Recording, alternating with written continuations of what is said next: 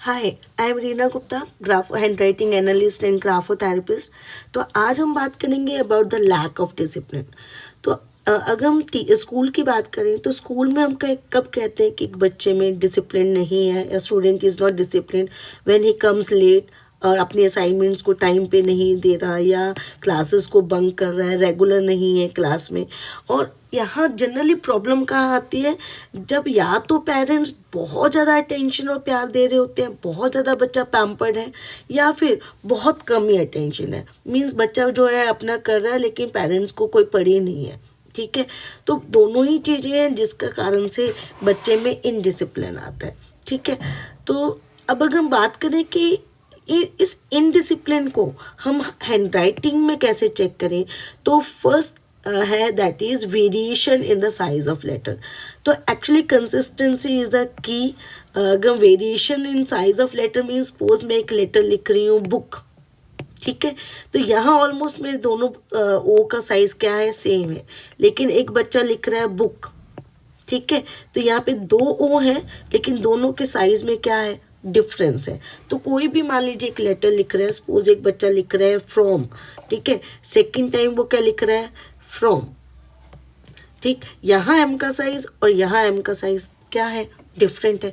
तो अगर राइटिंग में साइज में वेरिएशन आ रहा है, ठीक है, और वो सेम वर्ड के अंदर भी हो सकता है और वो डिफरेंट वर्ड्स के अंदर भी पॉसिबल है। सेकेंड हम कहाँ से चेक कर सकते हैं, that is the variation in word space.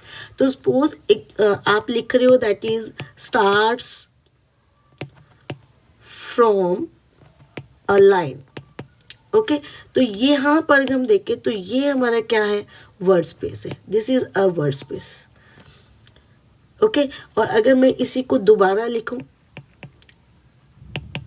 Starts from a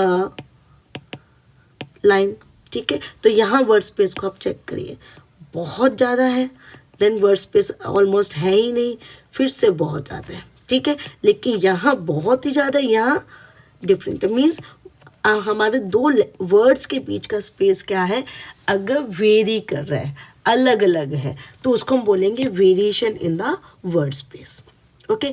तो अगर ये दोनों चीज़ें एक बच्चे की हैंड राइटिंग में लगातार मिल रही हैं, ठीक है, ऐसा नहीं है कि किसी एक जगह पर या दो जगह पर मिल रही है, लेकिन लगातार मिल रहा है कि बार बार आप देख रहे हो कि साइज ऑफ लेटर में भी वेरिएशन है और वर्ड स्पेस में भी वेरिएशन है, ठीक है। तो इसकी एक सिंपल सी ग्राफोथेरेपी क्या है, बहुत सिंपल सी है कि उन बच्चे को कहिए कि उनके जो लेटर्स हैं उनकी कंसिस्टेंसी होनी चाहिए, जब भी वो लिखें, ठीक है, तो लेटर्स का साइज क्या रहना चाहिए, सेम रहना चाहिए, स्पेशली जो हम मिडल जोन के लेटर्स बोलते हैं, ठीक है ना, स्पेशली हम जो बीच के लेटर्स बोलते हैं, तो हर बार लेटर का साइज क्या रहे, सेम रहे, लेटर के साइज में जब भी वो लिखें तो लेटर के साइज में चेंज नहीं हो। तो इसके लिए हम और क्या कर सकते हैं, सिंपली आप बच्चे को ये इस तरह की ग्राफोथेरेपी दे सकते हो,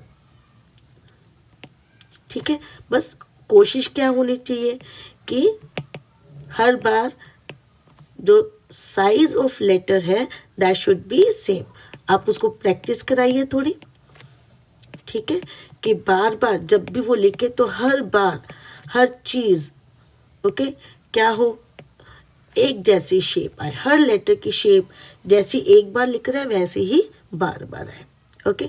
thank you, and if you want to learn more, kindly follow my channel and subscribe it. Thank you so much. Kindly share it.